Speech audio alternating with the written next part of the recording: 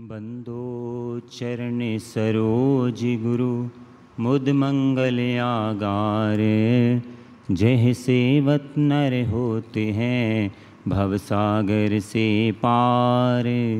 गुरु जी के सिमरण मात्र से नाशत विघ्न अनंत।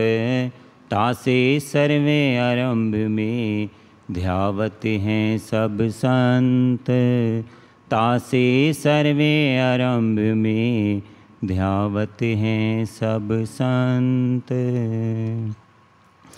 इसी प्रकार सम्मुख विराजमान सुंदर सिंहासन पर सुशोभित श्री श्री 108 श्री परमहंस अद्वैत मत के शाश्वत ज्योति स्तंभ के दर्शन ध्यान अपने हृदय के मन मंदिर में बसाते हुए एवं श्री श्री 108 श्री हाजिर हजूर सद्गुरु दाता दीनदयाल जी के दर्शन दीदार करते हुए प्रेम सहित मिलकर बोलो जयकारा बोल मेरे श्री गुरु महाराज की जय।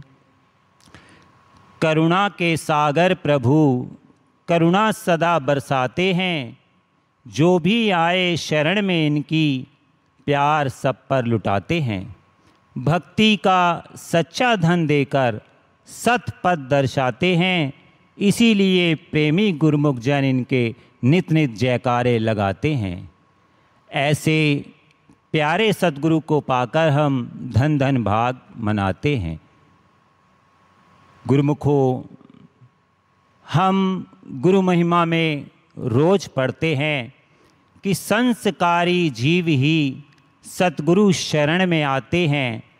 आज्ञा को शिरोधार्य कर भक्ति के धन को पाते हैं।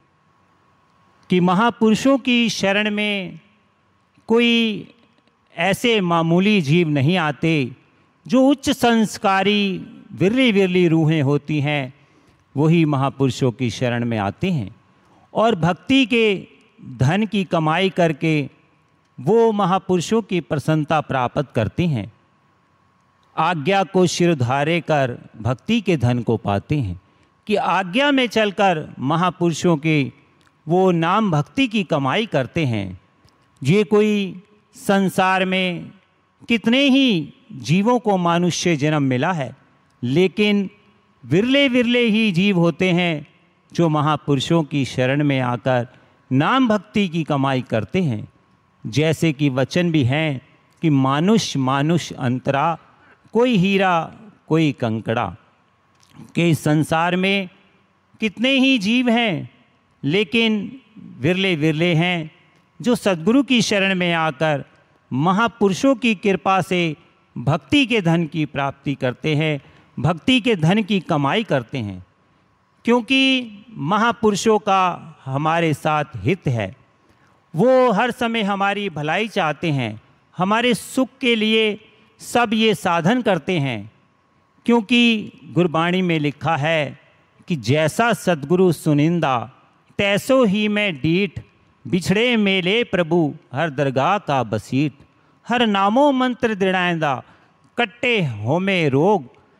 नानक सद्गुरु तिना मिलाया जिन्हें दुरे पाया संयोग।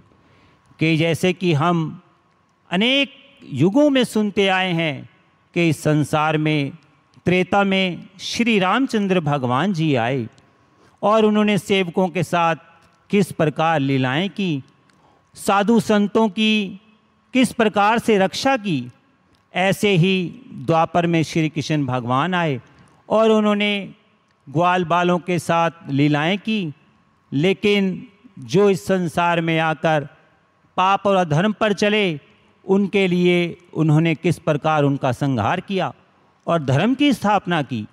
इसी प्रकार ही आज कलयुग में श्री परमहंस अवतार बनकर श्री सद्गुरु दाता दीनदयाल जी आए हैं, जो कि इस वक्त भी षष्ठम रूप में हमारे सामने विराजमान हैं और सबको अपने सुंदर दर्शनों से निहाल कर रहे हैं।